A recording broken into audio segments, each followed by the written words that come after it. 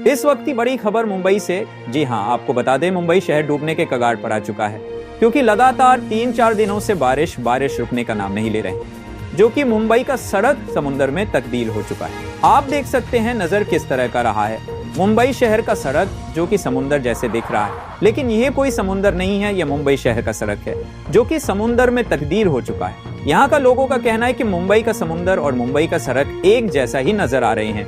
मुंबई समुद्र और मुंबई का रास्ता का कोई फर्क नजर नहीं आ रहा है। लोगों का कहना है कि चलना मुश्किल ही नहीं नामुमकिन हो गया है। मजदूर काम नहीं कर पा रहे हैं, लोग ऑफिस नहीं जा पा रहे हैं, तेज बारिश और आप देख सकते हैं किस तरह का नजर आ रहे हैं सड़क का जो पानी दिख रहे हैं। समुंदर जैसा तो आपको दिख रहा है, लेकिन आपको बता दें ये समुंदर नहीं है, मुंबई का सड़क है, जो कि मुंबई का सड़क समुंदर में तब्दील हो चुका है।